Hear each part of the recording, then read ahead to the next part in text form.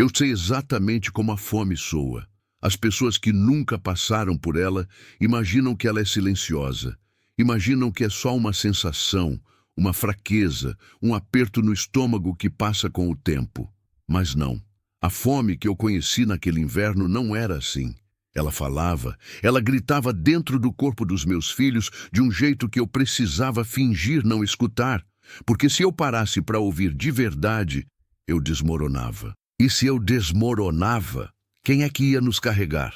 O Lucas tinha 8 anos e já havia aprendido a não pedir. Isso é o que mais me parte o coração quando penso naquele tempo. Não era a pobreza em si. Era o Lucas, com 8 anos, olhando para o prato vazio e dizendo que não estava com fome, dizendo com a voz firme, sem tremer, com os olhos desviando para os meus só por um segundo, só o suficiente para eu entender que ele mentia e para ele entender que eu sabia. E a gente ficava assim, em silêncio. Os dois fingindo, porque era o único jeito de sobreviver àquela noite. A Isabela tinha 5, ela ainda não sabia fingir tão bem. Ela chorava.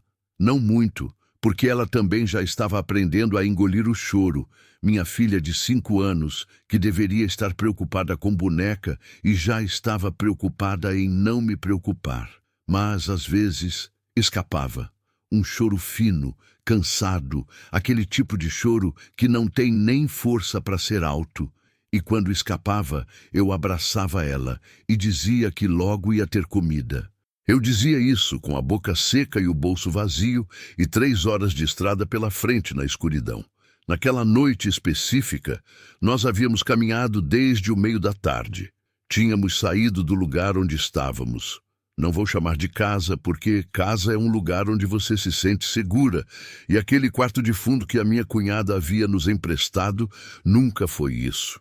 Era uma forma de caridade envenenada, daquelas que vêm embaladas em favor, mas que você paga caro toda manhã na forma de olhar torto, de comentário dito em voz alta, mas não para você, de porta que bate mais forte quando ela precisa passar mensagem. Quando ela me disse que eu precisava arranjar outro lugar porque o cunhado havia perdido o emprego e o quarto seria necessário, ela não me deu prazo.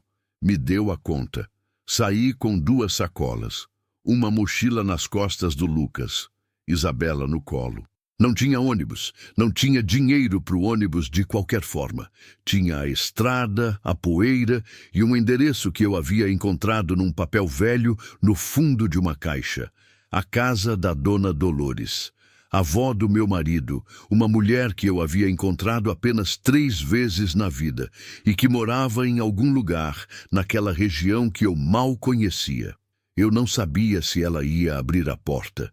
Eu não sabia se ela ainda estava viva, mas era o único endereço que eu tinha. E quando você está com seus filhos na estrada e a noite caindo, você segue o único endereço que existe, mesmo sem saber o que vai encontrar do outro lado.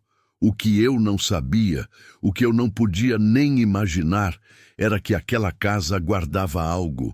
Não era só abrigo, não era só uma velha doente e sozinha esperando visita.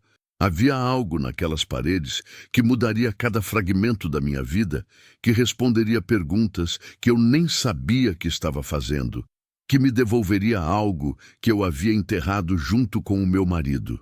Mas isso eu só fui descobrir depois.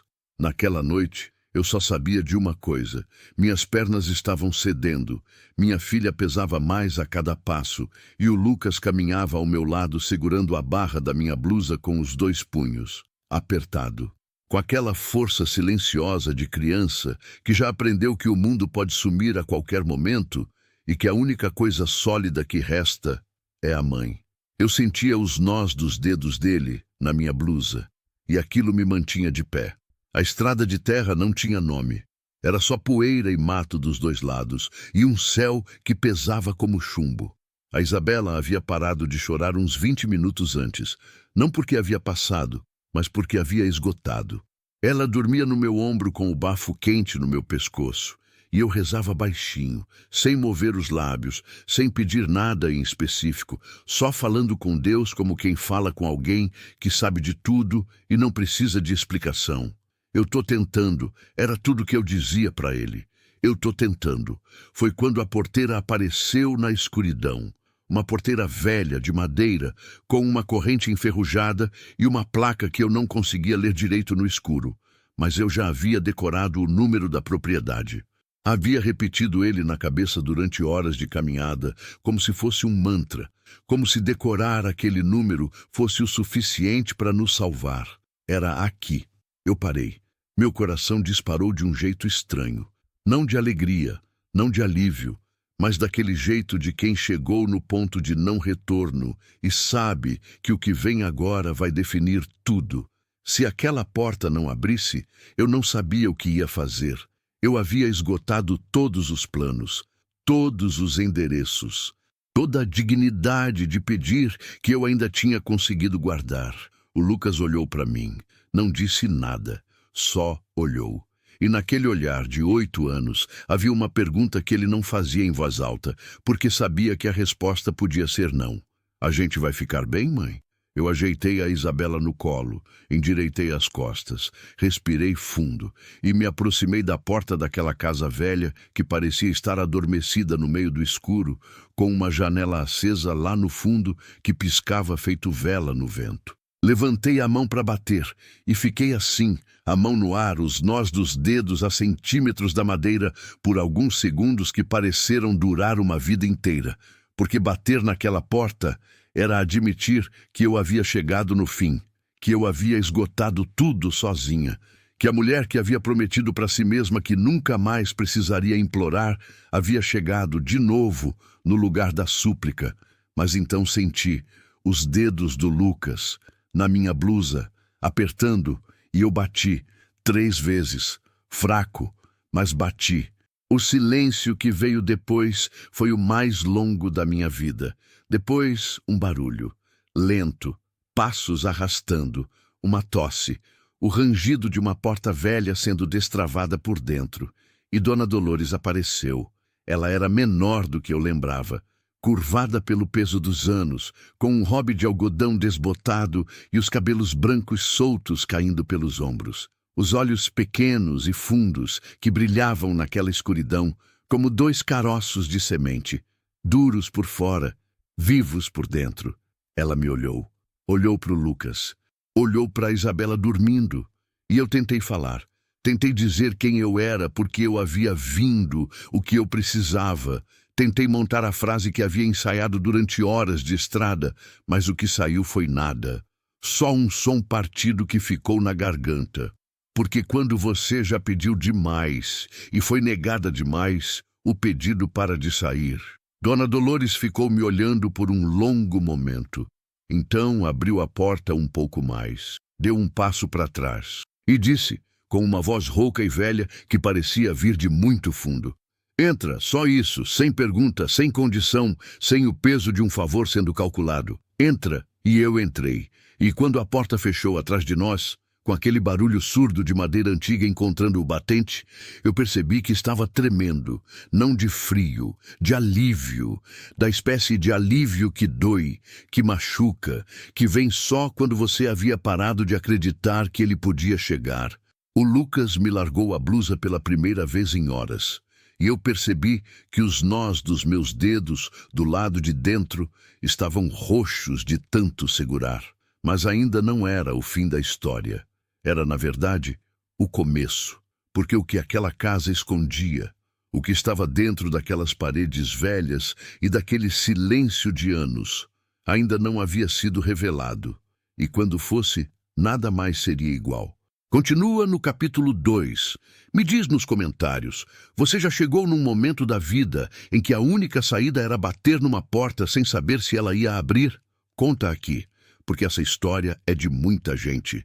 E a sua também merece ser ouvida. Continue 0023, capítulo 2. O que a casa guarda. Existem casas que parecem ter alma. Não estou falando de misticismo, de assombração, de nada que você não possa tocar. Estou falando de algo mais simples e mais profundo ao mesmo tempo. Aquele jeito que certos lugares têm de te receber antes mesmo de você entender o que está acontecendo. Como se as paredes tivessem memória.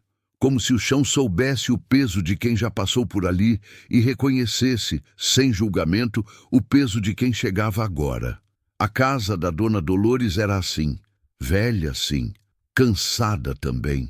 As paredes de adobe tinham manchas de umidade que desenhavam mapas imaginários no reboco descascado. O teto de madeira escura rangia quando o vento batia lá fora.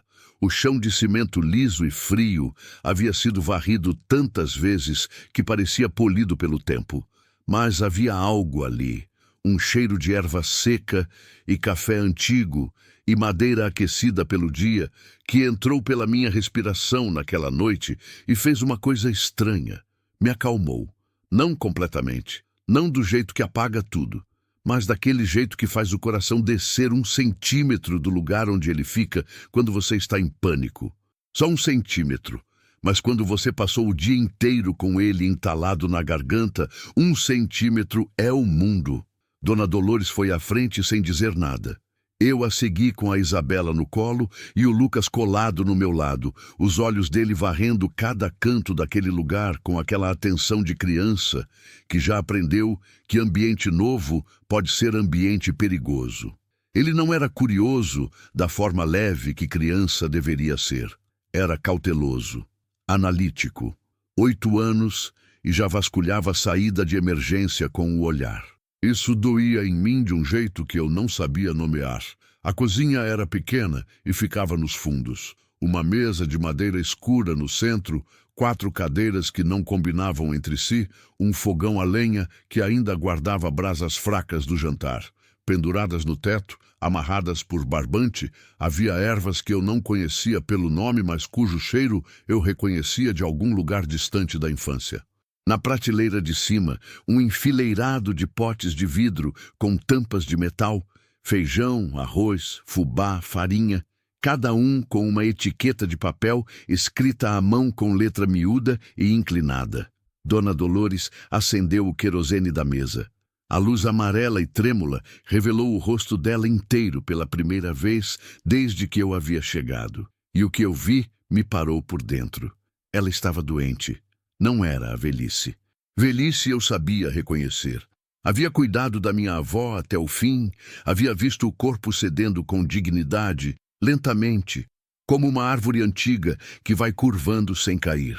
O que eu via no rosto de Dona Dolores era diferente.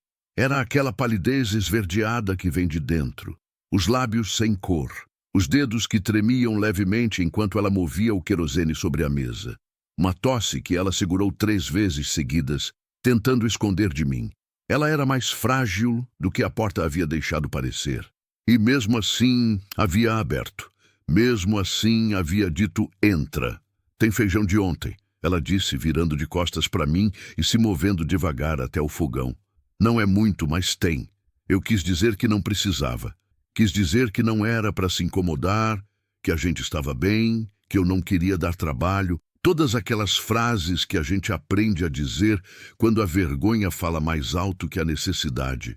Mas o Lucas estava do meu lado. E eu havia aprendido, naquele ano de perdas, que o orgulho da mãe não pode custar a fome do filho.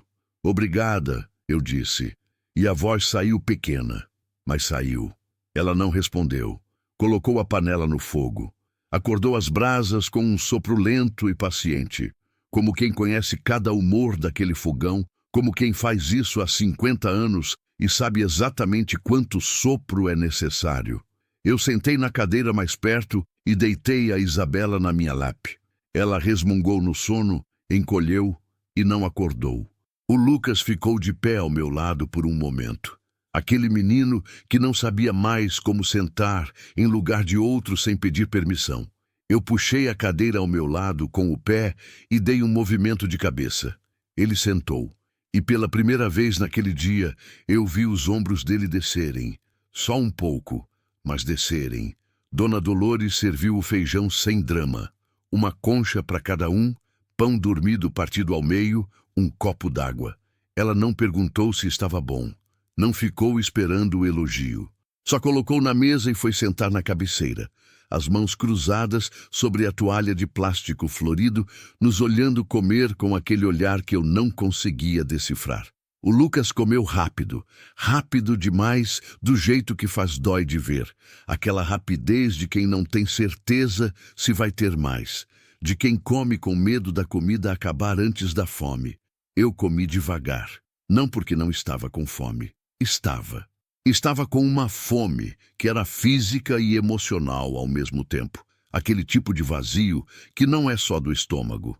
Comi devagar porque precisava manter alguma coisa sob controle, e a velocidade que eu mastigava era a única coisa que eu ainda podia controlar naquela noite. Você é mulher do Renato, disse Dona Dolores. Não foi pergunta. Eu levantei os olhos para ela. Era, eu respondi. Ela não piscou. Não disse sinto muito com aquela voz de velório que as pessoas usam quando não sabem o que dizer. Só assentiu, devagar, como quem confirma algo que já sabia. Faz quanto tempo? 2 anos e 4 meses. E você veio até aqui porque não tinha mais para onde ir. De novo não foi pergunta. Era a leitura de alguém que havia vivido o suficiente para reconhecer o formato do desespero, mesmo quando ele vinha vestido de compostura. Eu poderia ter negado.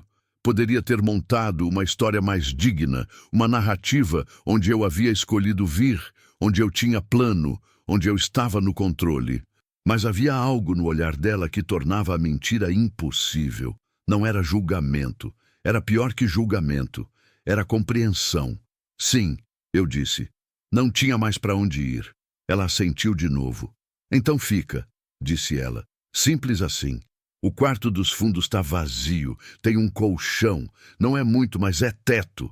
O Lucas parou de comer por um segundo e me olhou. Eu olhei para ele. E alguma coisa passou entre nós dois naquele silêncio. Um alívio que nenhum dos dois sabia direito como receber, porque havia tanto tempo que as coisas não davam certo que receber algo bom parecia armadilha. A senhora tem certeza? Eu perguntei porque precisava perguntar. Dona Dolores me olhou com aqueles olhos fundos e disse uma coisa que eu nunca esqueci. Já tive menos que você tem agora e aprendi que guardar espaço custa mais caro do que dividir. Fica. Naquela noite, deitei os 2 filhos no colchão do quarto dos fundos. O colchão cheirava a naftalina e tempo, mas era macio e limpo, e a Isabela afundou nele com um suspiro que pareceu sair da alma. O Lucas ficou acordado por um tempo, olhando para o teto de madeira escura, e eu fiquei sentada ao lado dele até sentir a respiração dele mudar. Quando os 2 dormiram, eu voltei para a cozinha. Dona Dolores ainda estava lá, sentada na mesma cadeira, agora com uma xícara de chá nas mãos trêmulas, olhando para a janela escura como se enxergasse algo do outro lado que eu não podia ver. Eu sentei na cadeira de frente e fiquei quieta por um momento. A senhora não me perguntou nada, eu disse por fim. Ela virou o olhar para mim devagar. O que eu precisava saber, seus olhos já disseram. Fiz silêncio. E então, sem planejar, sem entender exatamente por quê, eu comecei a falar. Não de forma organizada. Não com começo, meio e fim. Saiu do jeito que as coisas saem, quando ficaram presas tempo demais, em pedaços, em ordem errada, com as partes mais difíceis chegando no meio sem avisar. Falei do Renato, do acidente, da manhã que o telefone tocou e eu soube antes de atender, soube pelo jeito que tocou, soube com aquele conhecimento que o corpo tem antes da mente. Falei das dívidas que apareceram depois, dívidas que eu não sabia que existiam, contratos que eu não havia assinado, um buraco financeiro que eu descobri só depois do enterro, quando eu ainda estava no pior do luto e os credores já estavam na porta. Falei da família dele que sumiu quando o dinheiro acabou, da minha família que ajudou por 3 meses e depois foi perdendo o fôlego, foi colocando condição, foi ficando com cara de peso quando eu aparecia. Falei do Lucas, que havia parado de brincar. Isso saiu diferente dos outros. Saiu com um nó na garganta que eu não conseguia esconder. Ele era uma criança que ria de tudo, eu disse, com a voz falhando levemente. Qualquer bobagem ele achava graça. E de repente parou. Não foi de um dia para o outro, foi gradual. Fui percebendo. O sorriso demorando mais para chegar. A brincadeira sumindo. E hoje ele tem 8 anos e ele me protege. Ele cuida de mim. Isso não era para ser assim. Dona Dolores me ouviu tudo sem interromper uma vez. Quando eu terminei, quando eu percebi que havia falado mais naquela meia hora do que nos últimos 6 meses, ela ficou quieta por um momento, tomou um gole do chá, olhou para mim. Você está carregando tudo isso sozinha? Há quanto tempo? Desde o começo. E quem carrega você? Eu abri a boca e não saiu nada, porque a resposta era ninguém. E eu havia me acostumado tanto com essa resposta que havia parado de perceber o quanto ela pesava. Dona Dolores pousou a xícara. Levantou devagar, com a dificuldade de quem tem o corpo reclamando a cada movimento, e foi até a prateleira de potes de vidro. Ficou lá de costas por um momento, a mão percorrendo as fileiras de ervas penduradas no teto, até parar numa específica. Amanhã você descansa, ela disse sem virar. Depois a gente conversa. Sobre o quê? Eu perguntei. Ela ficou quieta por um segundo. Sobre essa casa, ela disse. Tem coisa aqui que você precisa saber. Eu quis perguntar o que era, mas alguma coisa no tom dela me disse que não era hora, que havia um momento certo para certas revelações, e aquela noite já havia carregado o suficiente. Fui para o quarto. Deitei entre meus filhos no colchão estreito, com a Isabela de um lado e o Lucas do outro, e fiquei olhando para o teto de madeira escura, no silêncio daquela casa que cheirava a erva e tempo. Tem coisa aqui que você precisa saber. O que seria? Uma dívida antiga? Um problema com a propriedade? Algo sobre o Renato que eu não sabia? Fechei os olhos sem resposta. E pela primeira vez em muitos meses, dormi antes de o choro vir. Isso, naquele momento, já era um milagre pequeno. Mas os milagres grandes estavam chegando. Eu só ainda não sabia. Continua no capítulo 3. Se você está lendo isso e reconhece esse cansaço, o de carregar tudo sozinho sem que ninguém pergunte quem carrega você, comenta aqui. Você não está sozinho. E essa história ainda não terminou. Continue Hebreus 26, capítulo 3. O peso do que não foi dito. Os primeiros dias naquela casa foram estranhos da forma que só o recomeço consegue ser. Não era felicidade, não era alívio completo. Era aquela sensação desorientada de quem passou tanto tempo em modo de sobrevivência que quando a ameaça imediata some, o corpo não sabe o que fazer com o silêncio. Meus nervos ainda estavam fiados. Eu ainda acordava de madrugada com o coração disparado, a mão procurando as crianças no escuro antes mesmo de abrir os olhos, contando as respirações antes de permitir que a minha voltasse ao normal. Sobrevivência vira hábito, e hábito não some só porque o perigo passou, mas a casa seguia seu ritmo, e aos poucos, sem que eu percebesse, eu fui sendo puxada para dentro dele.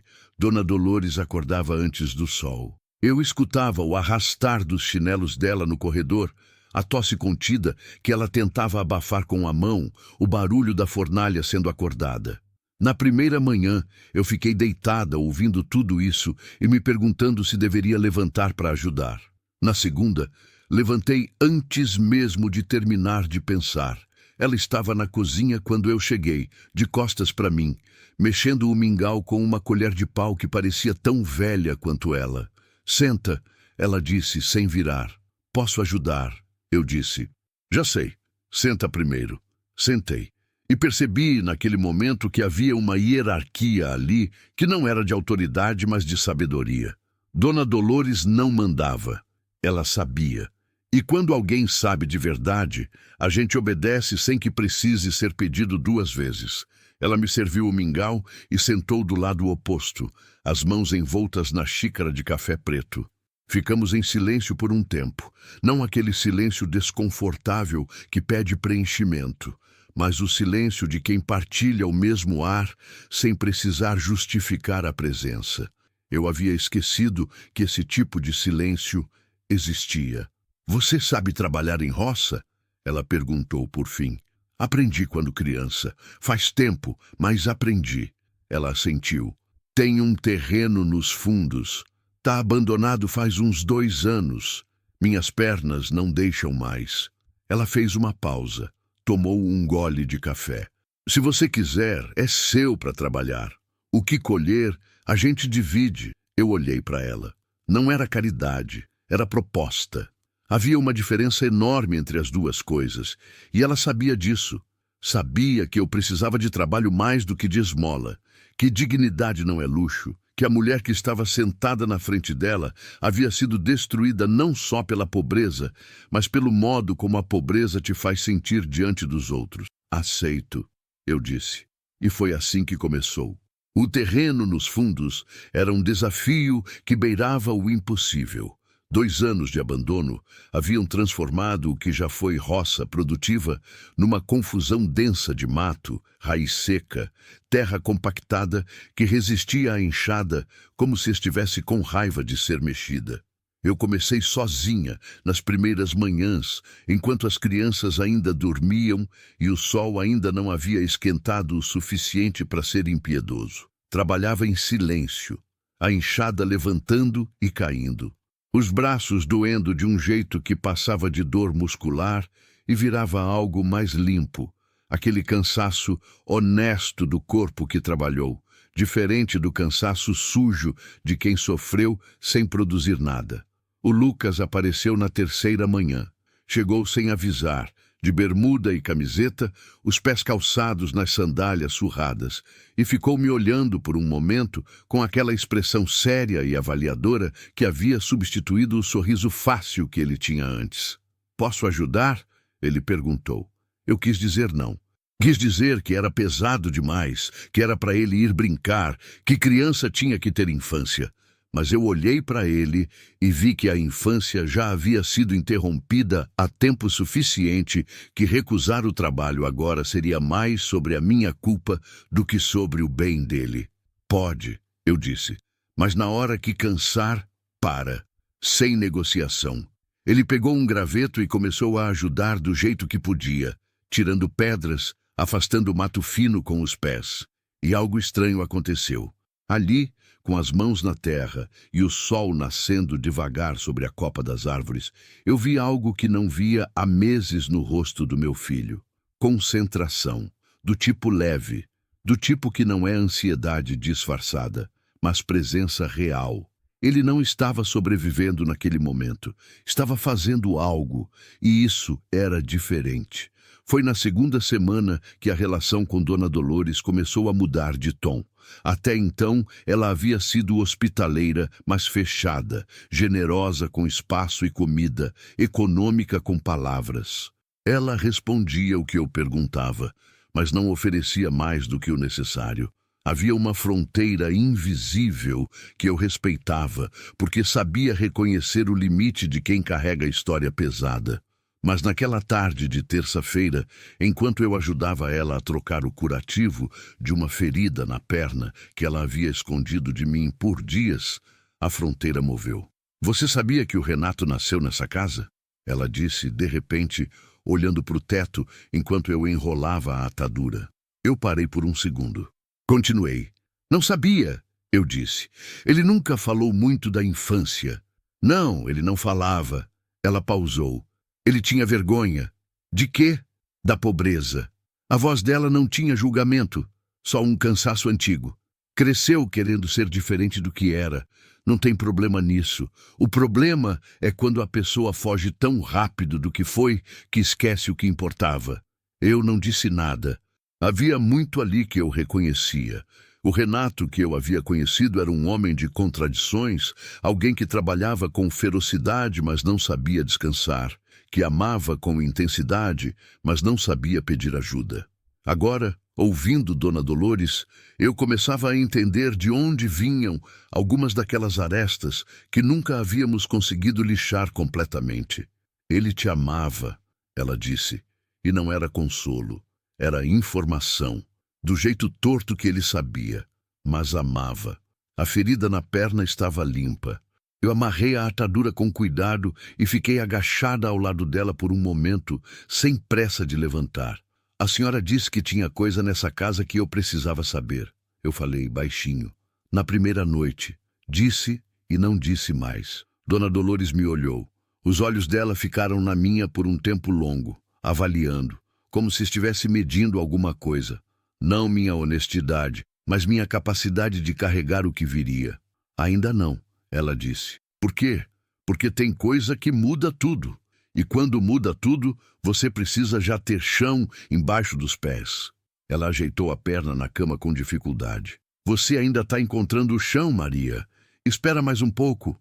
Eu quis insistir, mas havia algo na voz dela. Não segredo por segredo, não mistério por vaidade, mas a proteção genuína de quem sabe que informação na hora errada pode destruir em vez de construir, que me fez recuar. Esperei. O que eu não esperava era que o segredo viria chegar até mim de um jeito que eu não havia previsto. Foi a Isabela quem achou. Minha filha de 5 anos, que havia começado a seguir Dona Dolores por toda a casa, como um patinho segue a mãe adotiva, com aquele amor imediato e sem reserva que só criança pequena consegue ter. Elas tinham desenvolvido uma linguagem própria. Dona Dolores falava pouco, mas quando falava para Isabela, era com uma paciência infinita, e Isabela enchia o silêncio da velha com perguntas sobre tudo e sobre nada, que faziam Dona Dolores sorrir de um jeito que eu não a havia visto sorrir antes. Naquela tarde, as duas estavam no quarto de Dona Dolores, enquanto eu trabalhava na roça. Eu soube do que aconteceu depois, pelo relato da Isabela, que contou com a precisão fragmentada e encantada de criança pequena, descrevendo algo que não entendia, mas que sabia que era importante. Dona Dolores havia pedido um copo d'água. Isabela foi buscar. Na volta, entrou no quarto e encontrou a velha debruçada sobre o baú de madeira escura que ficava no canto. Um baú que eu havia notado, mas não havia tocado, porque havia aprendido que os objetos de pessoas mais velhas carregam fronteiras invisíveis que se respeitam sem precisar ser avisada. O baú estava aberto. E Dona Dolores, sem perceber que Isabela havia voltado, estava segurando algo nas mãos. Isabela descreveu como um papel velho, enrolado, amarrado com um barbante. Mas o que chamou a atenção da minha filha não foi o papel, foi o que estava embaixo do papel. Uma caixa de metal pequena, enferrujada, com um desenho que Isabela descreveu com toda a seriedade de 5 anos, como uma casa com uma árvore do lado e um risco embaixo. Quando Dona Dolores percebeu que Isabela estava na porta, fechou o baú, mas não rápido o suficiente. Isabela me contou tudo na hora do jantar, com a naturalidade de quem não sabe que está entregando um segredo, porque para ela não era segredo, era só uma história boa de contar. Eu ouvi com o coração fazendo algo estranho no peito. Aquele aperto de quem sente que está na beira de algo, sem saber o tamanho do que está embaixo. Naquela noite, quando as crianças dormiram, eu fui até a cozinha. Dona Dolores estava lá, como sempre. Sentei na cadeira de frente. Fui direta, não por falta de delicadeza, mas porque havia chegado num ponto onde eu precisava de verdade mais do que de proteção. A Isabela me contou sobre o baú, eu disse. Dona Dolores não se mexeu. Ficou com os olhos na xícara por um momento. Eu sei, ela disse. O que tem lá dentro? Silêncio. Dona Dolores. A minha voz saiu mais cansada do que eu planejei. Eu estou tentando reconstruir uma vida do zero. Estou trabalhando uma terra que não é minha, morando de favor com 2 filhos que merecem mais do que eu tenho conseguido dar. Se tem alguma coisa nessa casa que muda alguma coisa, eu preciso saber. Não por ganância. Por necessidade, ela me olhou. E pela primeira vez desde que eu havia chegado, eu vi nos olhos dela algo além da sabedoria e da paciência. Vi uma fadiga profunda. A fadiga de quem carrega um segredo pesado por tempo demais e começa a sentir o alívio possível de dividir o peso. Senta bem, ela disse. Sentei. Ela colocou a xícara na mesa, endireitou as costas o quanto o corpo deixava. E começou a falar com uma voz que era mais lenta do que o normal, mais cuidadosa, como quem escolhe cada palavra antes de soltá-la. Essa terra, ela disse, foi comprada pelo meu marido em 1963. Antônio. Você não chegou a conhecer. Morreu antes do Renato casar. Era um homem que não sabia falar de amor, mas sabia construir. Comprou essa terra com o dinheiro de 10 anos de trabalho em fazenda de outro. Pagou tudo, registrou tudo. Ela fez uma pausa. E quando ele morreu, deixou um documento, feito em cartório, assinado por 2 testemunhas. Eu a ouvia sem respirar. Esse documento diz que essa propriedade, a terra, a casa, tudo, passa para o filho mais velho na morte dele. Filho mais velho era o Renato. Ela me olhou. E na morte do Renato, passa para a família direta dele. O silêncio que veio depois foi diferente de todos os outros silêncios daquela casa. Era o silêncio de uma informação pousando. Essa terra, eu disse devagar, testando o peso das palavras. É minha? É sua? É dos seus filhos? Ela respondeu sem hesitar. Sempre foi. Eu só não sabia como te dizer, porque não sabia quem você era de verdade. Se você era alguém que ia aparecer, pegar o papel e sumir. Ela me olhou com aqueles olhos fundos. Mas vi quem você é, vi como você trabalha.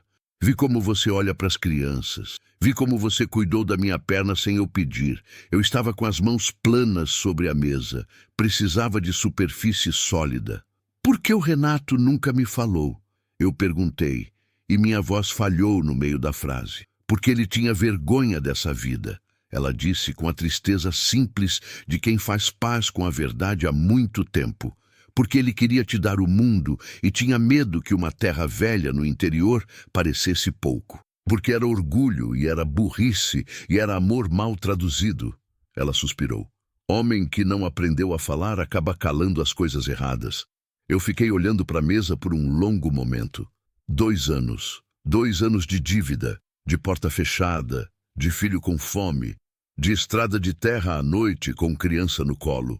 2 anos que poderiam ter sido diferentes se uma conversa tivesse acontecido. Eu poderia ter ficado com raiva. E fiquei. Por alguns segundos, uma raiva quente e justa atravessou meu peito como brasa. Mas então, eu pensei no Renato com 20 e poucos anos, saindo daquela casa com vergonha no bolso e sonho na cabeça, tentando construir algo diferente do que havia tido, não sabendo que o que havia tido era mais valioso do que estava deixando para trás. E a raiva foi ficando mais mole. Não sumiu, mas foi ficando mais mole. O documento está no baú, eu disse. Está, com o registro do cartório. Tudo em ordem. Ela me olhou. É seu, Maria. Só precisa de um advogado para transferir o nome. E eu... Ela fez uma pausa e pela primeira vez eu ouvi uma fragilidade real na voz dela. Eu não vou durar tempo suficiente para resolver isso sozinha. O que ela estava dizendo por baixo das palavras eu entendi sem que ela precisasse explicar. Ela havia esperado por alguém de confiança para passar essa terra adiante. E agora eu havia chegado. Não por acaso, ela não acreditava em acaso. Eu aprenderia isso depois, mas porque era assim que as coisas precisavam se resolver. Eu levantei da cadeira, fui até ela e fiz algo que não havia planejado. Me abaixei, peguei as mãos dela entre as minhas, aquelas mãos trêmulas e frias e cheias de tempo, e fiquei assim por um momento. Eu vou cuidar da senhora, eu disse, e vou cuidar dessa terra. E quando o Lucas e a Isabela crescerem, eles vão saber de onde vieram. Ela não respondeu. Mas os dedos dela apertaram os meus. E aquilo era mais do que palavra. Naquela noite, deitada entre meus filhos no colchão que já havia se tornado familiar, eu fiquei de olho aberto no teto de madeira escura por um longo tempo. Havia um documento num baú de madeira naquela casa. Um documento que colocava chão embaixo dos meus pés, de um jeito que eu ainda não sabia processar completamente. Não resolvia tudo de uma vez. Ainda havia burocracia, ainda havia trabalho, ainda havia a saúde de Dona Dolores se deteriorando e a roça que precisava de tempo para produzir e os meus filhos que precisavam de escola e de futuro. Mas havia algo. Pela primeira vez em 2 anos e 4 meses, havia algo. Não era o fim do sofrimento. Era o começo de uma possibilidade. E às vezes é isso que basta para segurar a pessoa de pé. Não a solução inteira, só a possibilidade. Fechei os olhos e dormi sem acordar uma única vez até o amanhecer. Continua no capítulo 4. Se você chegou até aqui, você já sabe que essa história não é só da Maria. É de todo mundo que um dia ficou segurando algo que pertencia a ele sem saber. Comenta aqui. O que você descobriu tarde demais ou na hora certa? Continue 0029, capítulo 4. Quando a terra aprende o nome de quem a trabalha. Existe uma diferença entre trabalhar uma terra que é de outro e trabalhar uma terra que é sua. Eu não sabia dessa diferença até aquela manhã seguinte, quando acordei antes do sol, pela primeira vez, não por ansiedade, não por pesadelo, não pelo coração disparado procurando perigo no escuro, mas por uma coisa estranha e quase esquecida que demorei alguns segundos para identificar. Era vontade, simples assim.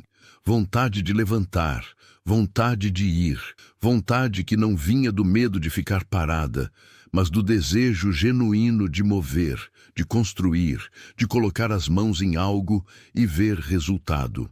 Fazia tanto tempo que eu não sentia isso que precisei ficar deitada um momento só reconhecendo a sensação, como quem encontra uma roupa velha no fundo do armário e precisa de um segundo para lembrar que ela era sua. Me levantei sem fazer barulho. O Lucas e a Isabela ainda dormiam. A Isabela de bruços, com os braços abertos, como se estivesse abraçando o colchão inteiro, aquele abandono gostoso de criança que dorme sem vigilância. O Lucas de lado, uma mão embaixo do rosto, a respiração lenta e funda.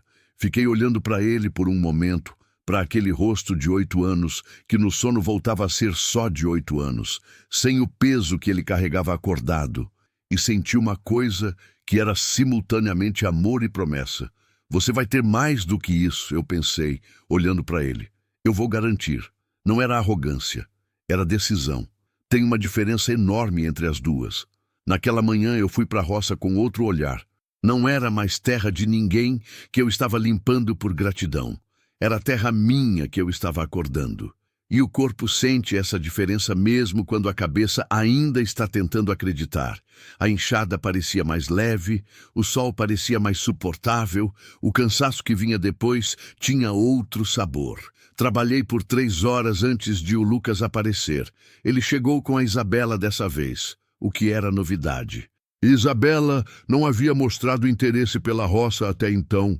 Ela era mais da cozinha, mais de ficar do lado de Dona Dolores, aprendendo o nome das ervas e ajudando a separar o feijão com aquela seriedade cômica de criança que está convencida de que está fazendo algo extremamente importante.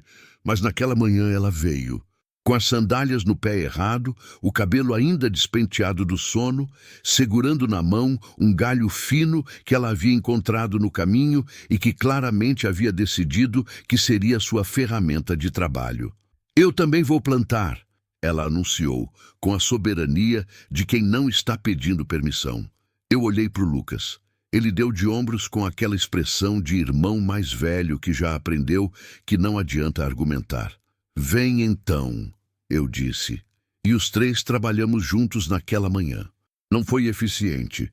Isabela plantou o galho dela no meio da terra revolvida com toda a convicção, e depois ficou esperando que crescesse imediatamente. E quando não cresceu em 30 segundos, ela decidiu que preferia procurar minhocas. Lucas trabalhou de verdade, como sempre, mas de vez em quando eu o via pausar e olhar para o horizonte com aquela expressão distante que eu havia aprendido a reconhecer. Ele estava pensando em algo, processando algo, e eu sabia que quando estivesse pronto, ele falaria.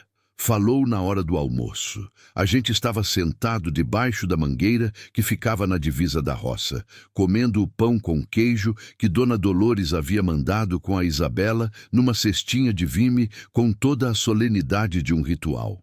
Isabela já tinha acabado o dela e estava deitada na grama olhando as nuvens. Lucas segurava o pão sem comer, olhando para a terra que a gente havia trabalhado naquela manhã. Mãe, ele disse. Fala, essa terra é nossa de verdade? Eu pausei. Havia me perguntado quando teria essa conversa, como teria, o quanto eu contaria para ele. Lucas tinha 8 anos, mas havia vivido o suficiente nos últimos 2 para merecer verdade, não versão infantilizada. Eu disse, tem um documento que prova. Do bisavô, que você nunca conheceu, que comprou essa terra com muito trabalho e deixou registrado que passaria para o seu pai, e do seu pai para nossa família. Ele ficou em silêncio por um momento, processando. Por que a gente não sabia? Porque seu pai não contou. Mantive a voz estável. Ele tinha os motivos dele. Não foram os melhores motivos, mas eram os dele. Lucas olhou para a terra. Mas agora é nossa. Agora é nossa. Ele assentiu. Mordeu o pão. Mastigou devagar. E então disse uma coisa que me atravessou de um jeito que eu não esperava. Então, eu posso plantar uma árvore? Olhei para ele. Para quê? Ele encolheu levemente os ombros. Um gesto raro nele, um gesto de criança. Para quando eu crescer, ela já está grande. Pausa. E para saber que a gente ficou, eu fiquei olhando para o meu filho por um longo momento. Para saber que a gente ficou. 8 anos. Esse menino de 8 anos havia entendido algo que eu ainda estava aprendendo. Que pertencer a um lugar não é só ter o nome num documento. É deixar raiz. É plantar algo que vai durar mais do que você. É dizer, com ato e não com palavra, que você não está de passagem, que você chegou, que você ficou.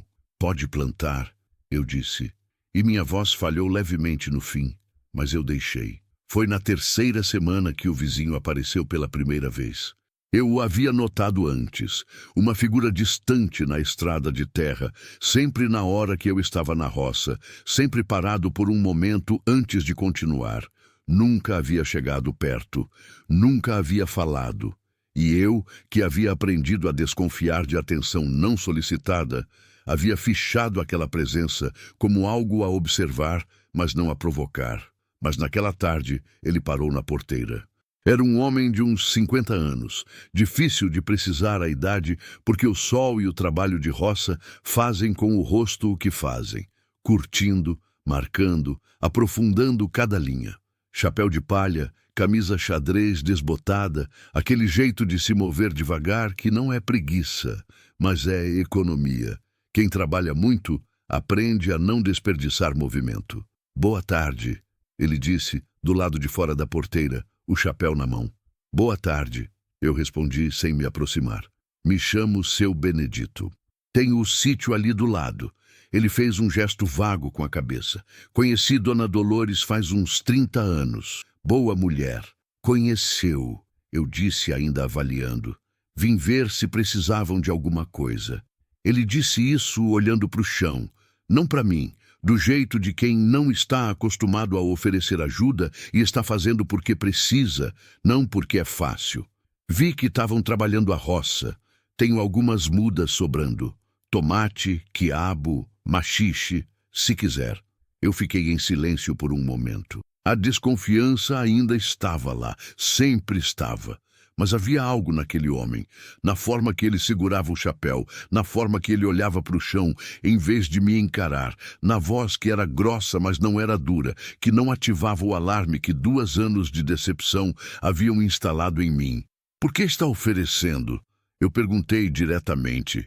Ele levantou os olhos para mim. Não se ofendeu com a pergunta. Só pensou por um segundo.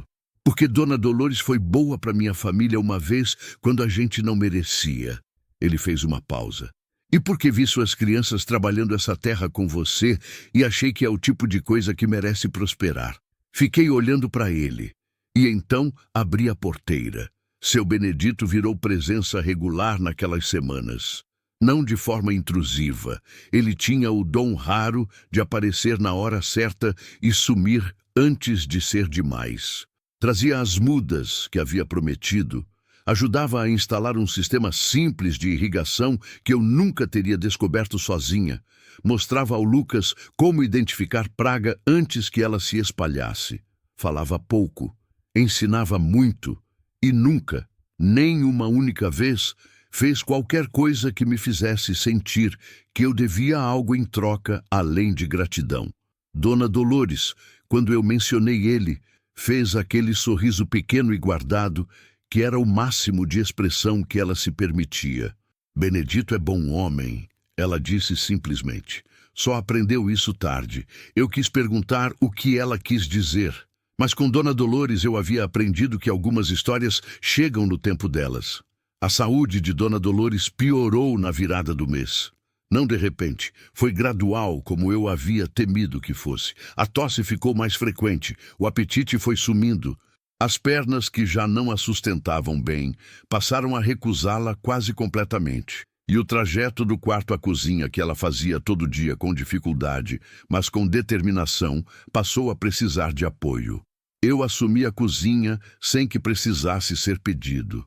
E enquanto assumia a cozinha, fui entendendo que havia muito mais para assumir além dela. Os remédios que estavam acabando, a conta de luz que estava atrasada, o telhado que tinha uma telha solta que deixava entrar água quando chovia. Uma infinidade de pequenos problemas que uma pessoa saudável conseguia ignorar ou adiar, e que uma pessoa doente não conseguia mais administrar sozinha. Eu fiz uma lista. Não entrei em pânico. Fiz uma lista. Isso foi novidade. A versão de mim de 3 semanas atrás teria olhado para aquela lista e sentido o chão sumir. A versão de mim daquele dia olhou para a lista e começou a colocar ordem de prioridade. Remédios primeiro. Telhado antes da próxima chuva. Conta de luz podia aguardar mais uma semana. Eu havia vendido os primeiros legumes que havíamos colhido. Pouca coisa, apenas o que estava mais adiantado na roça que seu Benedito havia me ensinado a reconhecer. Numa feira que acontecia às quintas, a alguns quilômetros dali. Não era muito dinheiro, mas era dinheiro que havia saído das minhas mãos, da minha terra, do meu trabalho. Nunca nenhum dinheiro havia pesado tão pouco na mão e significado tanto. Foi numa tarde de quarta-feira que Dona Dolores me chamou no quarto. Eu estava na cozinha preparando o caldo da janta. Ela chamou com uma voz mais fraca do que o normal, e eu fui imediatamente secando as mãos no avental, o coração já adiantando que algo havia mudado. Ela estava deitada, os cabelos brancos espalhados no travesseiro, os olhos abertos e alertas, mas o corpo claramente pesando mais do que o habitual. Do lado da cama, na cadeira de madeira que eu havia colocado ali para ficar mais fácil de ajudá-la, estava a Isabela. Minha filha de 5 anos estava segurando a mão de Dona Dolores com as 2 mãos pequenas, em silêncio, sem precisar de explicação sobre o que estava fazendo ali. Algumas crianças sabem, não aprendem, sabem. Senta aqui, Dona Dolores disse olhando para mim. Sentei na beira da cama. Ela fez um gesto lento para Isabela. Vai chamar seu irmão para brincar lá fora por um pouco, meu bem. Isabela olhou para mim. Eu assenti. Ela saiu sem drama, com aquela obediência intuitiva de criança que entende que os adultos às vezes precisam de conversa que não é para ela. Ficamos eu e Dona Dolores. Ela ficou me olhando por um longo momento, aqueles olhos fundos que pareciam enxergar em camadas. E então disse: você precisa ir ao cartório. Eu sei. Quando a senhora estiver melhor, a gente... Maria. A voz dela era firme, apesar do corpo fraco. Não espera eu melhorar. Vai logo. Eu a olhei. Entendi o que estava por baixo daquilo. Ela não estava planejando melhorar. Não do jeito que palavra melhorar significa quando a gente a usa com leveza. Ela estava administrando um tempo que sabia ser curto, e dentro desse tempo havia prioridades. E a prioridade mais urgente era garantir que o que precisava ser transferido fosse transferido, enquanto ela ainda estava ali para assinar o que precisasse ser assinado. Dona Dolores, eu disse, e minha voz foi mais suave do que eu planejei. A senhora não precisa... Preciso sim, ela me interrompeu. Não com rispidez, mas com uma clareza que não comportava contradição. Fiz paz com o que vem. Não tenho medo, mas tenho responsabilidade ainda. E não vou embora sem cumprir. Fiz silêncio. Tenho um advogado na cidade, ela disse. Se chama Dr. Marcos. Já fui a ele uma vez, ele conhece essa situação. Pega o documento no baú, leva para ele, fala que é da Dolores. Vou, eu disse. Leva o Lucas. Ela disse isso com uma especificidade que me surpreendeu. Por que, Lucas? Ela pausou, e então disse algo que ficou dentro de mim.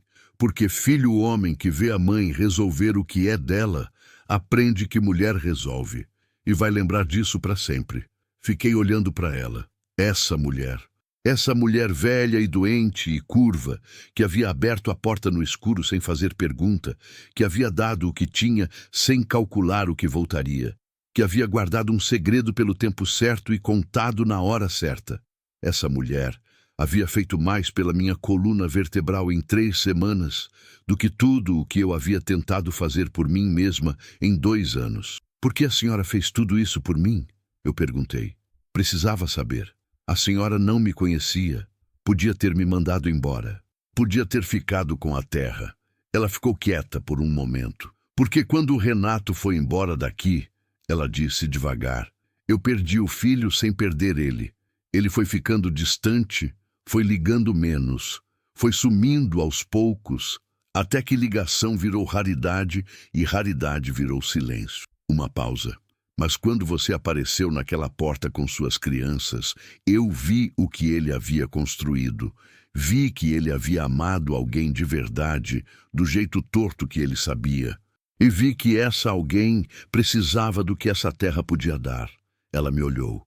Não fiz por você, fiz pela continuidade, para que o Antônio construiu não morresse com a burocracia e o esquecimento, para que virasse vida de novo. Eu estava com os olhos queimando, não deixei cair, engoli, como sempre. Mas Dona Dolores viu, e pela primeira vez ela disse, pode chorar, menina. Essa casa já aguentou o choro de muita gente, aguenta o seu também. E dessa vez eu não engoli, deixei. Não foi o choro desesperado de quem está afundando, foi o choro de quem está finalmente pisando em chão firme e percebe só nesse momento o quanto estava com medo de não encontrar. Dona Dolores não disse nada, não me consolou com palavras, só ficou ali, a mão fria e trêmula encontrando a minha, e ficou. Às vezes é só isso que precisamos, alguém que fica. Na manhã seguinte, peguei o documento no baú. Lucas veio do meu lado, sério e presente, segurando minha mão na estrada de terra, enquanto a gente esperava o ônibus que levaria até a cidade. Isabela ficou com Dona Dolores, e quando o Dr. Marcos abriu o documento, leu em silêncio, levantou os olhos para mim e disse, está tudo em ordem, senhora, é só uma questão de processo. Eu senti algo que não sabia mais que podia sentir. Segurança. Não a segurança de quem tem tudo resolvido. A segurança de quem tem direção, de quem sabe para onde está andando mesmo que o caminho ainda seja longo. Lucas me olhou lá dentro daquele escritório pequeno e quente, com o ventilador girando no canto e a pilha de papéis na mesa do advogado, e disse baixinho, a gente vai ficar bem, mãe? Eu olhei para ele e dessa vez, diferente de todas as outras vezes que ele havia feito aquela pergunta, com os olhos sem fazer com a boca, eu não precisei fingir a resposta. Vai, eu disse. A gente vai ficar bem. E era verdade. Pela primeira vez em 2 anos e 4 meses, era completamente verdade. Continua no capítulo 5. Essa história é sobre o que acontece quando alguém finalmente acredita em você antes de você acreditar em si mesma. Você já teve uma Dona Dolores na sua vida? Alguém que abriu a porta sem perguntar? Conta aqui nos comentários. Continue 0034, capítulo 5. O que brota depois do inverno. Tem uma coisa que ninguém te conta sobre recomeçar. Todo mundo fala do recomeço como se fosse um evento. Um momento específico, marcado, aquele instante cinematográfico onde a música muda e a luz bate diferente e você sente com clareza absoluta que a vida virou. E talvez seja assim para algumas pessoas. Talvez tenha gente que consegue identificar o exato segundo em que deixou de estar perdida e começou a estar encontrada. Para mim não foi assim. Para mim foi gradual. Foi silencioso. Foi uma coleção de manhãs pequenas que foram se acumulando sem que eu percebesse, como a terra que vai ficando mais fofa a cada vez que você passa a enxada. Você não vê acontecer, mas um dia você coloca a mão e sente que a resistência foi embora. Foi assim que eu percebi que estava recomeçando, não num dia específico. Numa manhã qualquer, quando acordei e fiquei alguns segundos deitada ouvindo os barulhos da casa, Isabela conversando com Dona Dolores no corredor, Lucas batendo a porta do banheiro com aquela energia de menino que não sabe fazer nada devagar, o cheiro de café vindo da cozinha, e percebi que eu estava sorrindo antes de abrir os olhos. Só isso.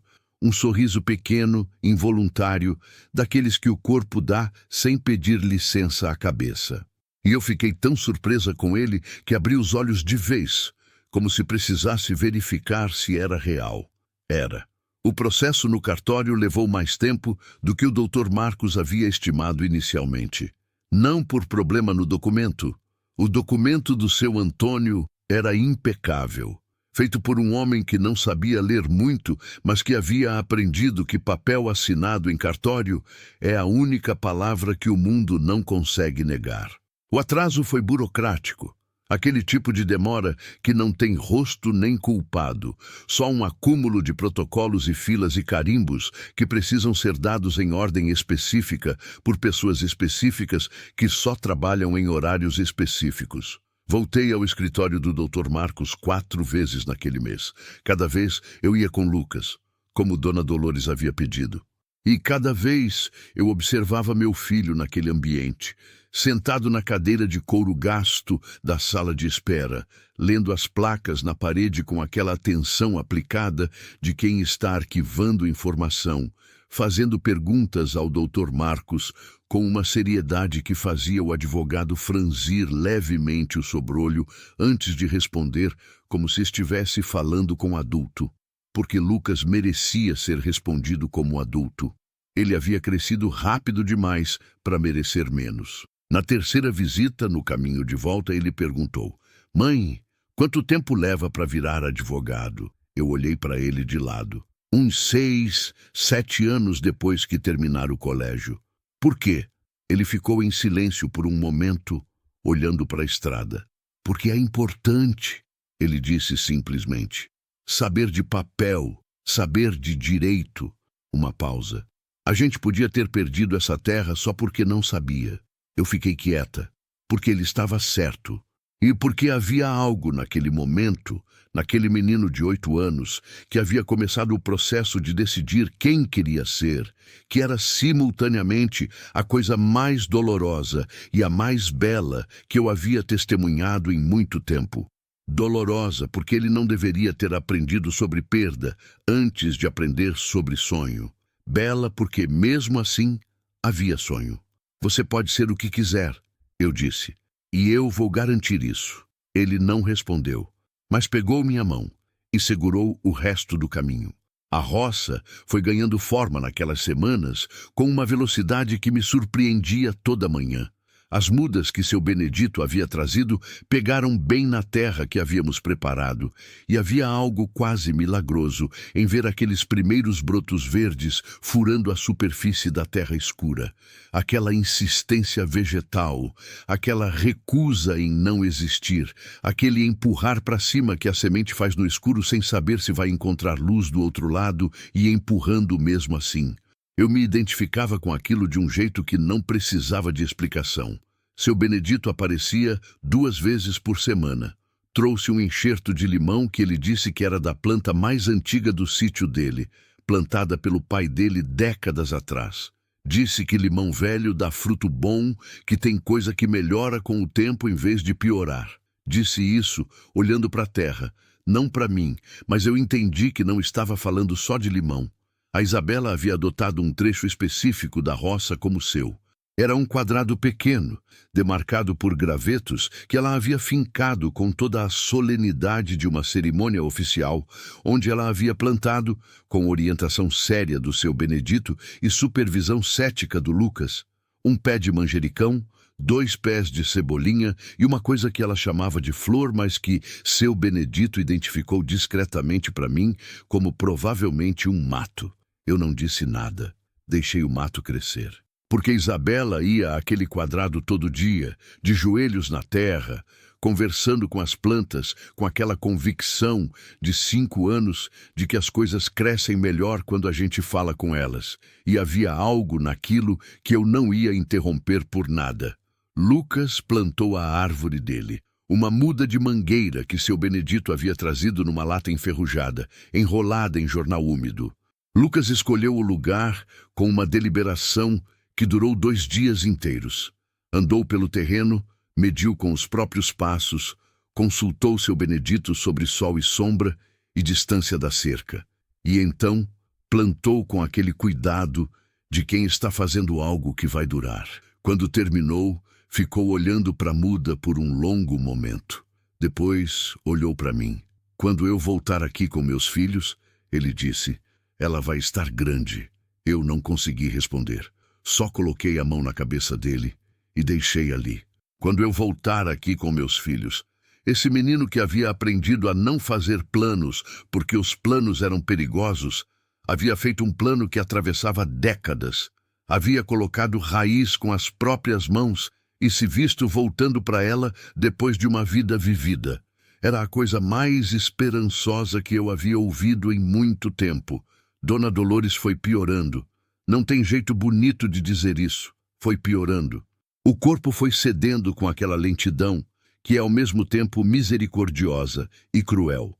Misericordiosa porque dá tempo, cruel porque o tempo que dá é preenchido de despedida antecipada, de cada dia sendo um pouco menos do que o anterior, de aprender a encontrar a pessoa que você ama nos espaços cada vez menores que ela consegue habitar.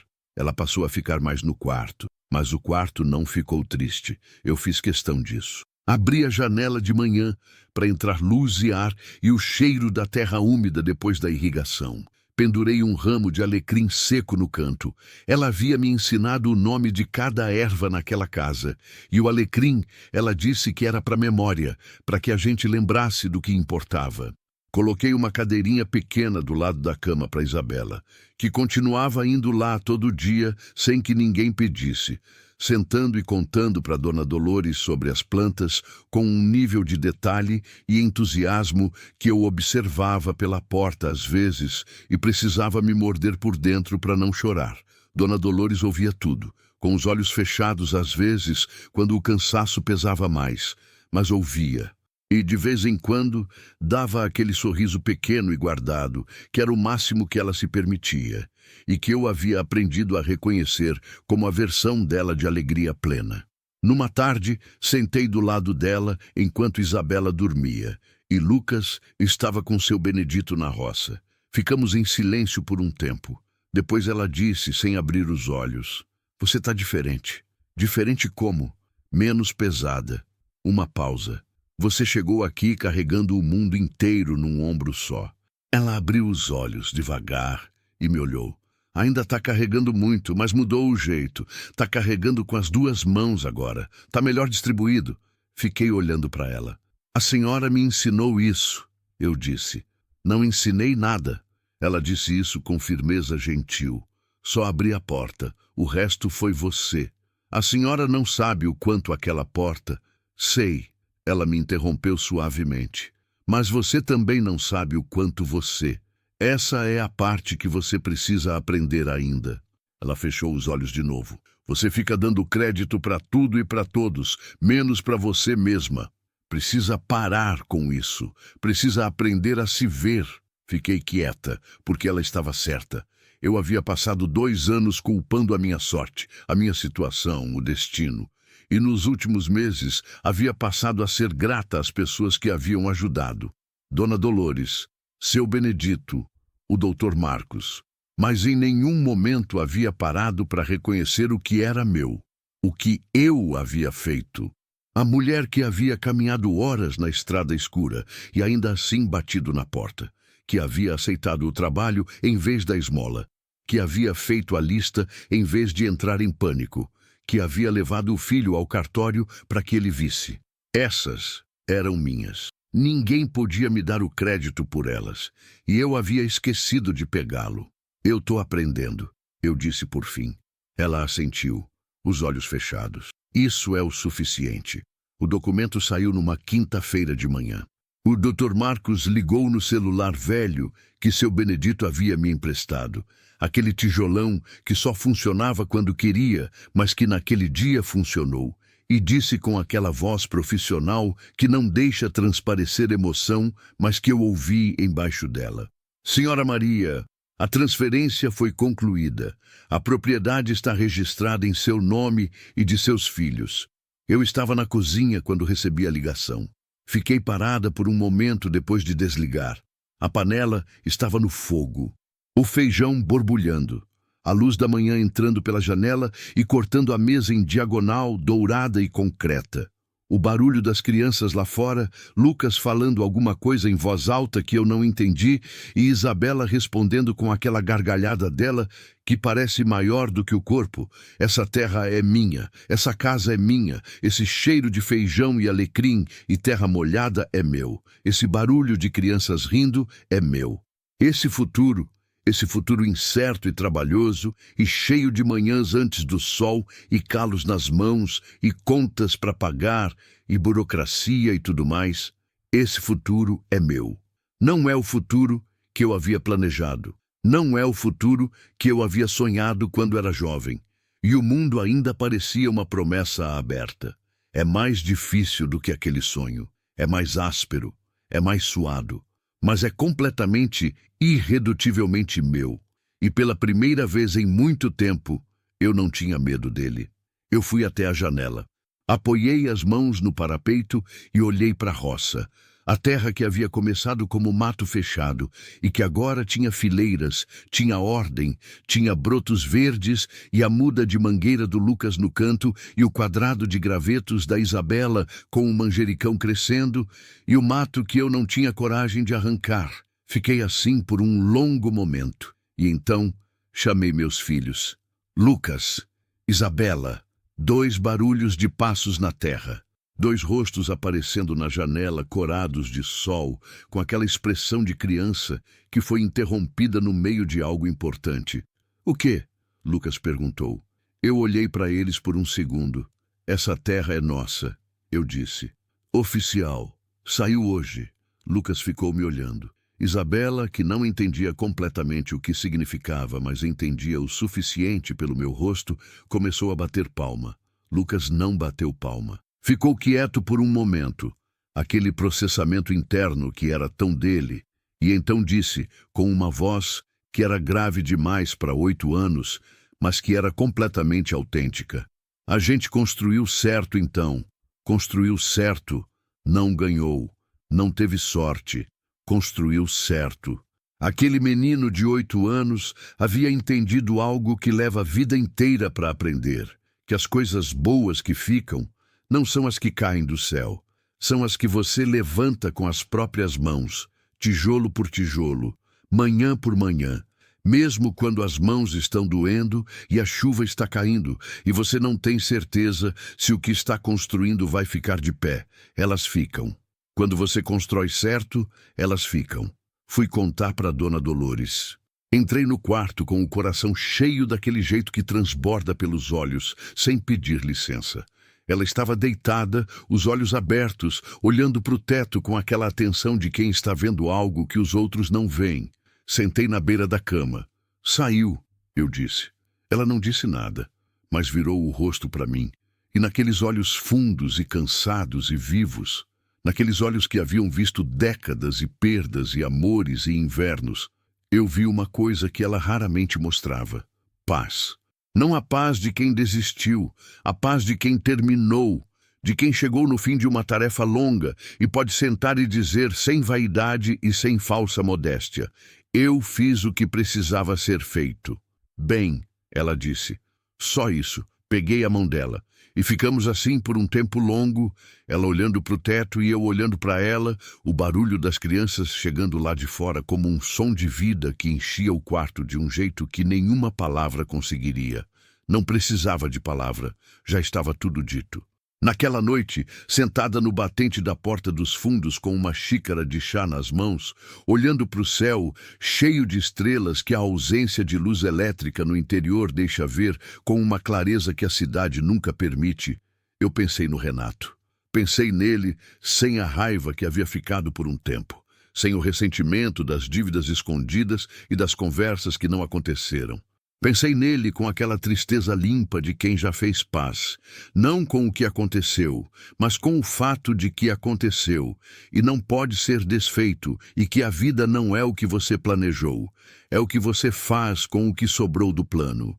Ele havia sido imperfeito, havia calado o que não deveria ter calado, havia fugido do que não precisava ter fugido, mas havia amado, do jeito torto que ele sabia, como Dona Dolores havia dito. E havia deixado, sem saber que estava deixando, um caminho de volta para algo que eu nunca havia tido. Chão, terra, raiz. Obrigada, eu pensei, para ele e para o céu, e para ninguém específico. Mesmo assim, obrigada. Uma estrela cruzou o céu de uma ponta à outra, rápida, luminosa, e então sumida. Eu sorri. E fui dormir com o coração mais leve do que ele havia estado em 2 anos, 4 meses, e todas as noites impossíveis que havia entre um número e outro. Amanhã tinha trabalho. Sempre teria trabalho, mas agora o trabalho tinha sentido. E sentido eu havia aprendido naquelas semanas. É o que transforma esforço em construção.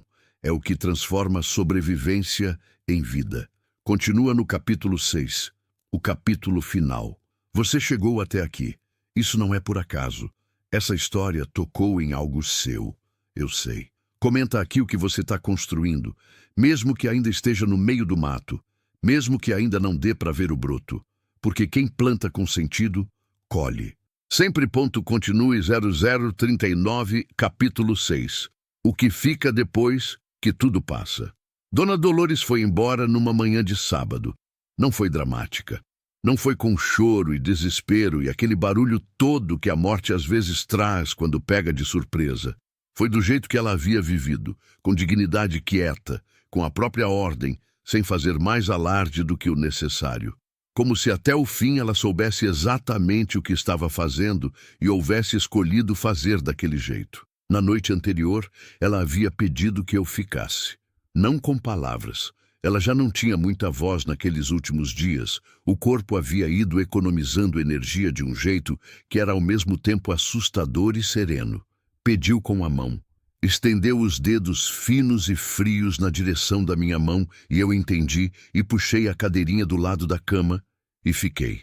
As crianças dormiam no quarto ao lado. E eu e Dona Dolores ficamos acordadas boa parte daquela noite em silêncio. O tipo de silêncio que não é vazio, que está cheio de coisas que não precisam de palavra, porque já foram ditas de todos os jeitos que importam, em cada manhã de mingau partilhado, em cada curativo trocado sem ser pedido, em cada vez que ela disse, pode chorar, e eu chorei, em cada vez que ela disse, você consegue, e eu acreditei um pouco mais.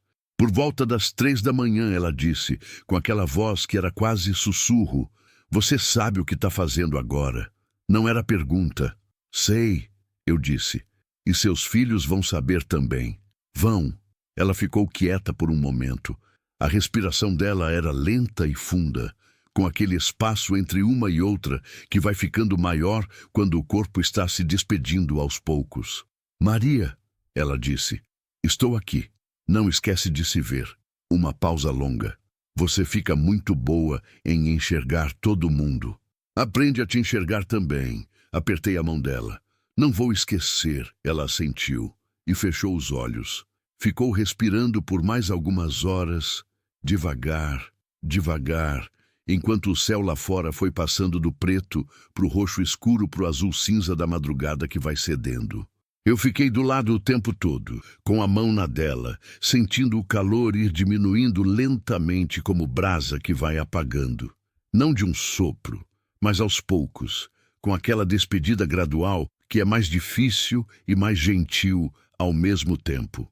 Quando o sol bateu pela primeira vez na janela do quarto, ela havia ido, sem barulho, sem luta, com a mesma simplicidade com que havia aberto a porta naquela noite escura.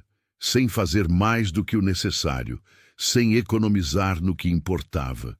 Eu fiquei sentada por um longo momento, com a mão ainda na dela, que havia ficado fria, mas que eu não conseguia largar ainda, porque largar era confirmar, e confirmar levava um segundo a mais do que eu tinha naquele instante. Depois respirei fundo. Chamei os filhos. Lucas entendeu de imediato. Entrou no quarto, olhou para Dona Dolores, olhou para mim e não disse nada.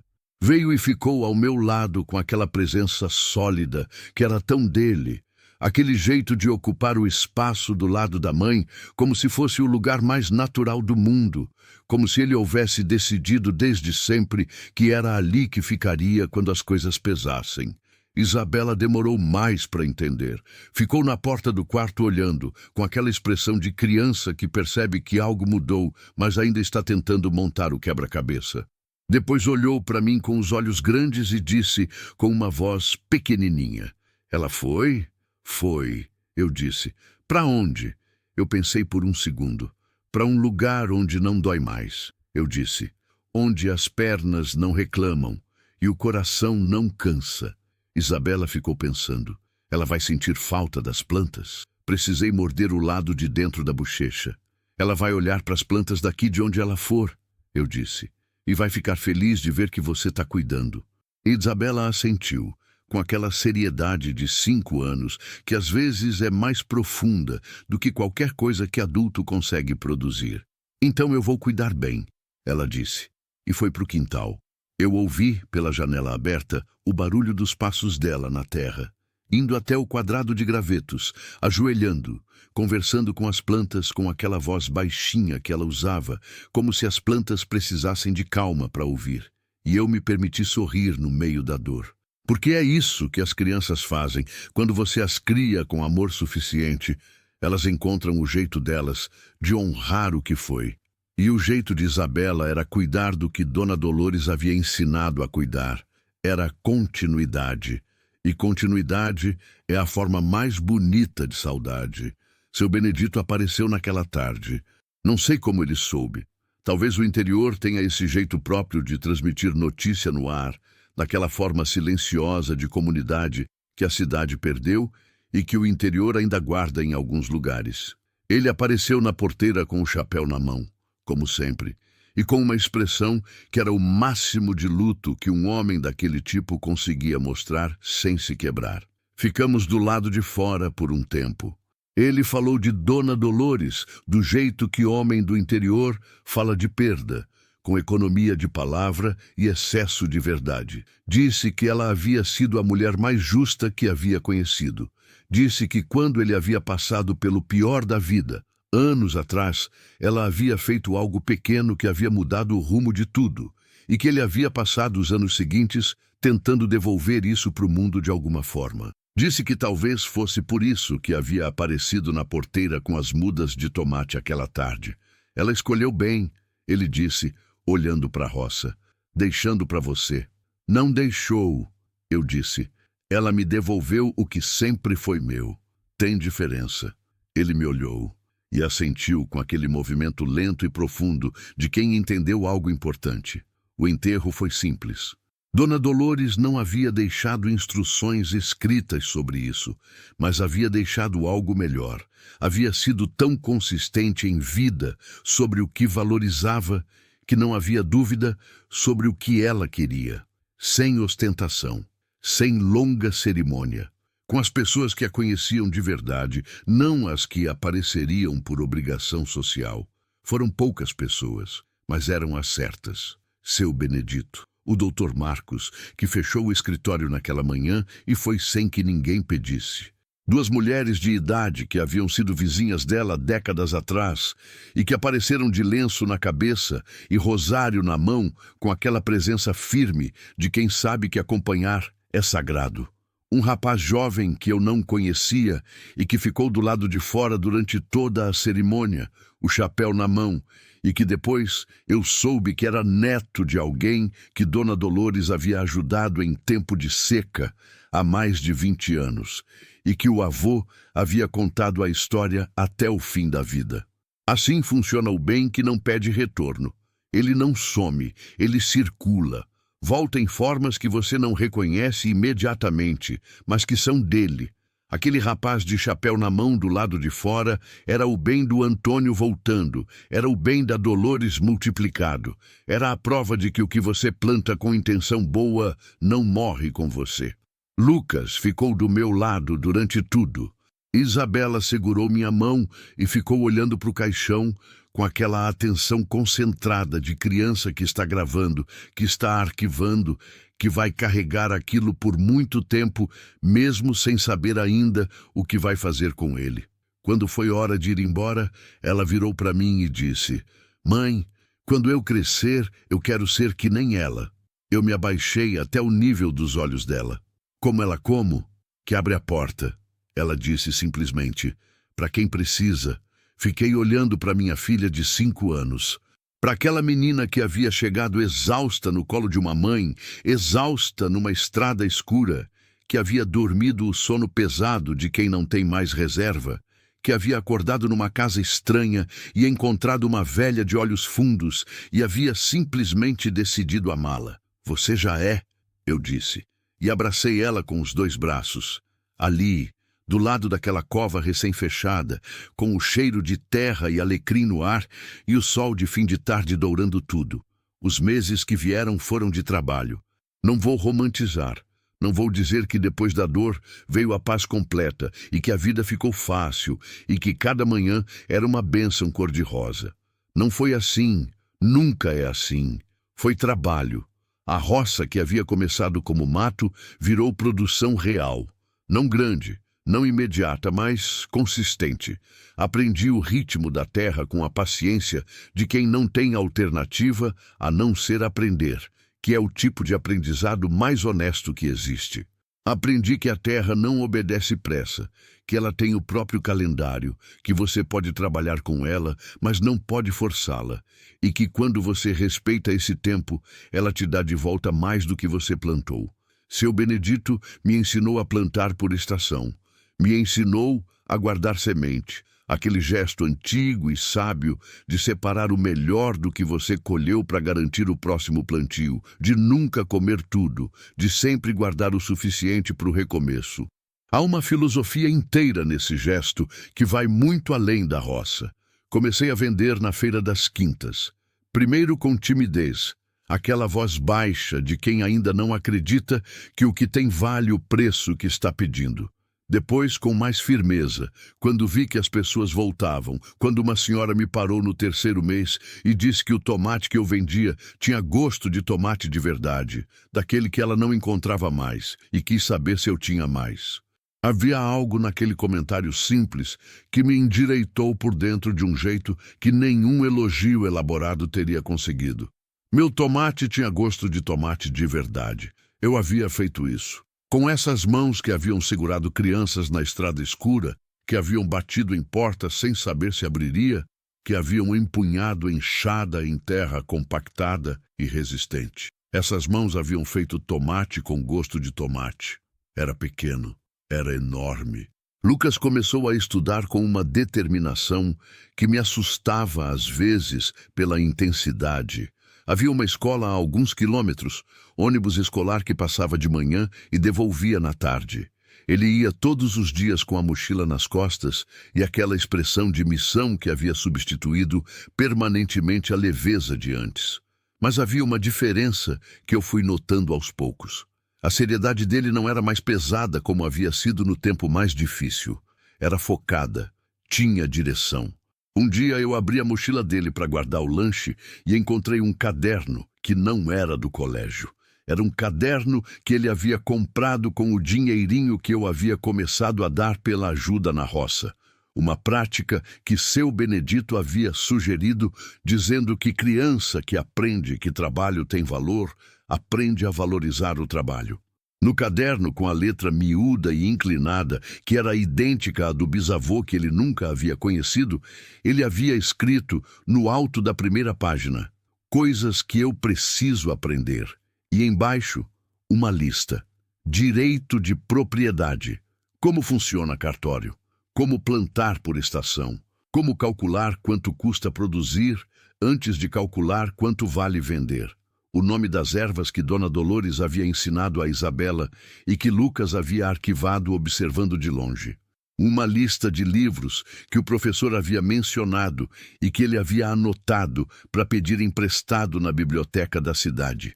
Fiquei olhando para aquele caderno por um longo momento e então o coloquei de volta no lugar exato onde havia encontrado, com o mesmo cuidado de quem está manuseando algo sagrado. Porque Isabela cresceu com a terra. Não tem outra forma de descrever.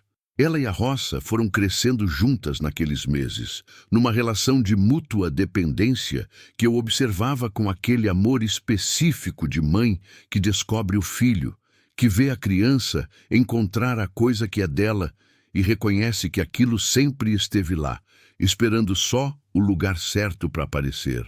Ela sabia o nome de tudo que crescia, não só da roça, das plantas que nasciam espontâneas na beira da cerca, das ervas que Dona Dolores havia ensinado, das flores silvestres que apareciam depois da chuva. Seu Benedito havia começado a chamá-la de botânica, com aquele humor seco e afetivo que era o jeito dele de dizer que a admirava. Ela não sabia o que era botânica, mas havia decidido que era bom, e havia adotado o apelido com o mesmo entusiasmo que adotava tudo. O mato que eu havia deixado crescer no quadrado dela floresceu. Era uma flor pequena, amarela, miúda, daquelas que a maioria das pessoas passa por cima sem ver. Mas Isabela viu. Isabela acordou uma manhã, foi para o quadrado e voltou correndo para dentro de casa, gritando que tinha flor, como se tivesse encontrado ouro. E tinha, de certa forma. Tinha a flor que ela havia plantado sem saber que estava plantando, que havia crescido sem que ninguém pedisse, que havia florescido no tempo dela e não no tempo de ninguém mais. Isso eu aprendi com minha filha de 5 anos naquele dia. Tem coisa que cresce melhor quando você não fica controlando o crescimento. Tem coisa que precisa só de terra e água e presença, não de controle. Presença. Numa tarde de domingo, quase um ano depois daquela noite na estrada escura, eu sentei no batente da porta dos fundos com uma xícara de chá nas mãos. A roça estava verde à minha frente. A mangueira do Lucas, que havia crescido mais do que eu esperava naquele primeiro ano, com aquela pressa de planta jovem em solo bom, estava no canto com as folhas novas brilhando. O quadrado de gravetos da Isabela havia sido expandido 3 vezes, cada expansão demarcada com a mesma solenidade cerimonial da primeira. Cheiro de terra molhada e alecrim. Sempre alecrim, eu havia plantado muito porque Dona Dolores havia dito que era para memória, e eu queria lembrar sempre de onde havia vindo e de quem havia aberto a porta. O sol estava descendo. O céu ficando daquelas cores que só o interior sabe fazer, laranja profundo no horizonte, roxo subindo, as primeiras estrelas aparecendo nos cantos enquanto a luz ainda não havia desistido completamente. Eu pensei na mulher que havia saído daquela estrada 1 ano atrás. Tentei me lembrar dela com clareza, a mulher de mãos roxas de tanto segurar, de voz que não conseguia mais formular o pedido, de filhos que ela carregava no colo e no lado e dentro do peito com aquele peso que é mais que físico. A mulher que havia batido 3 vezes em uma porta com o resto de força que tinha, sem saber o que estava do outro lado, sem saber que, do outro lado, estava uma velha de olhos fundos que havia guardado algo por anos, esperando por alguém de confiança para passar adiante. Eu me lembrava dela, mas não me reconhecia mais completamente nela. Não porque havia esquecido, não porque havia ficado para trás alguma lição importante que o sofrimento ensina, mas porque a mulher que eu havia me tornado não era mais definida por aquela dor. Aquela dor era parte de mim. Seria sempre porque não existe apagar, só integrar. Mas não era mais a parte maior.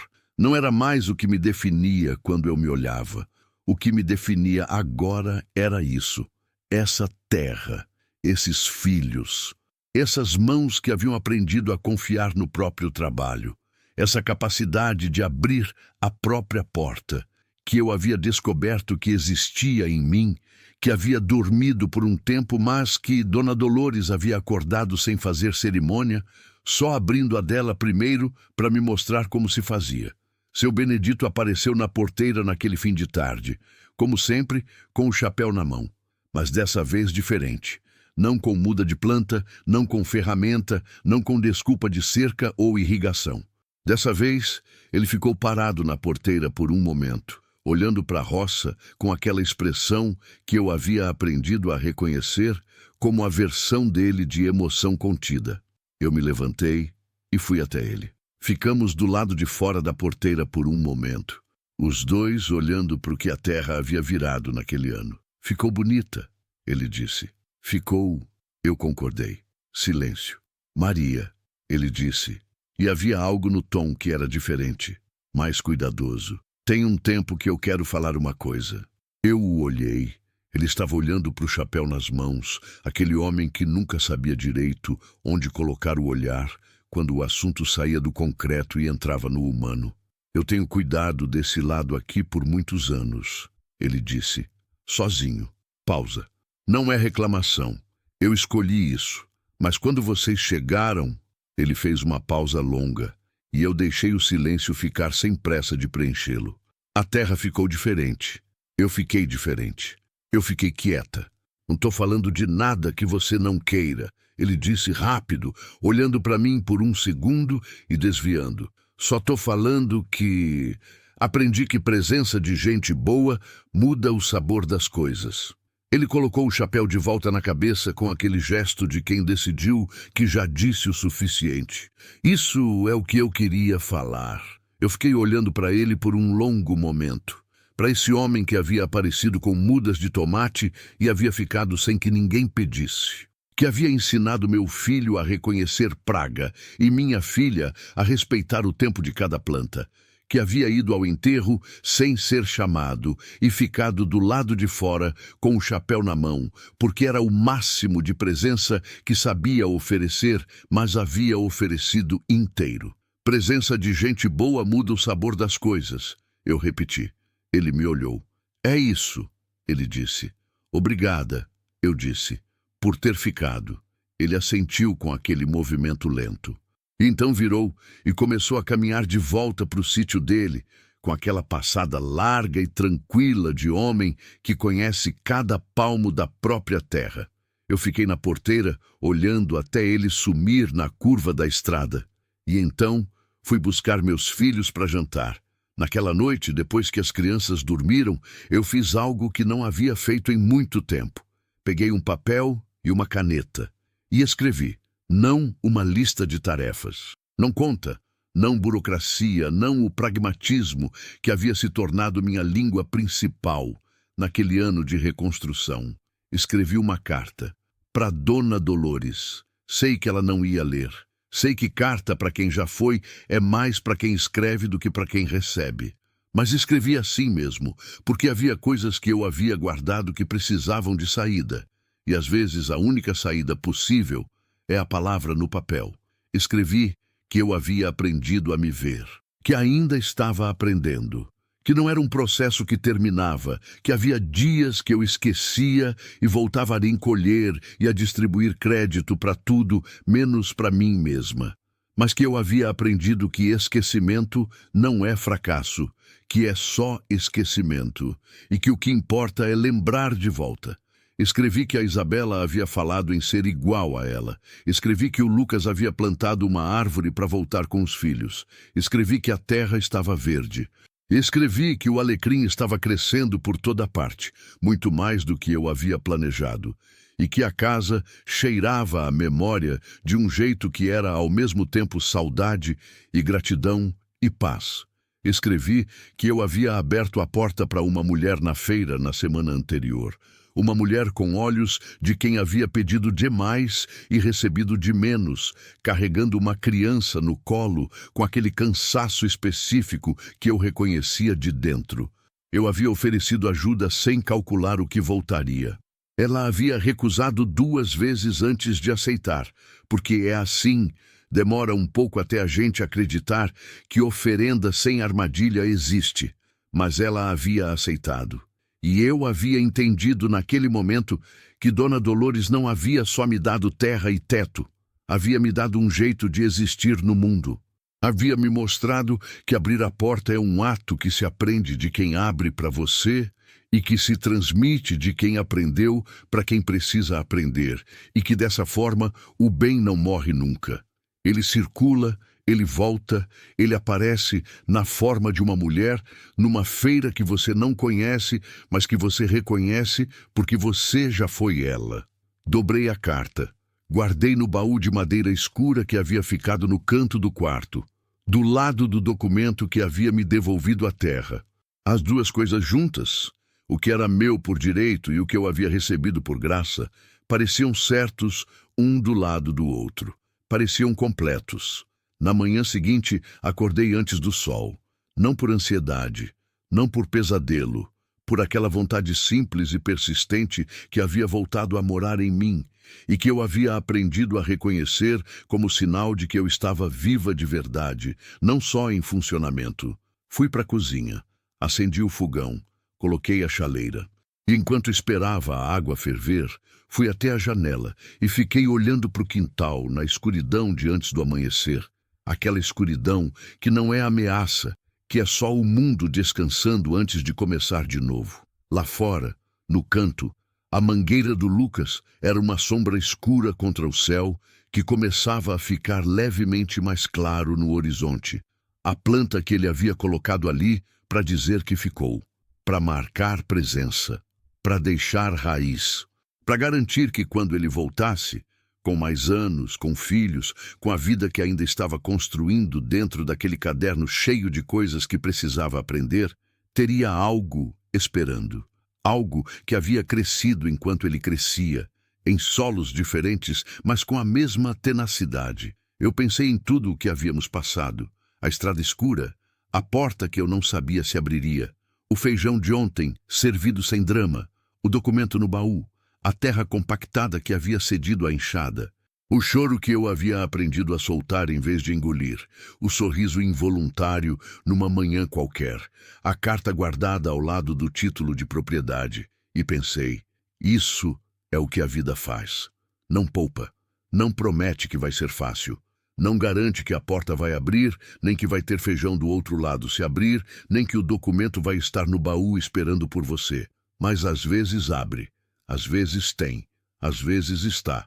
E quando está, quando você chega no outro lado de uma noite impossível e percebe que chegou, que está de pé, que seus filhos estão dormindo num colchão que é seu, numa casa que é sua, numa terra que é sua, você entende que a travessia valeu não apesar do sofrimento, mas através dele, que você não chegou aqui apesar de tudo que aconteceu.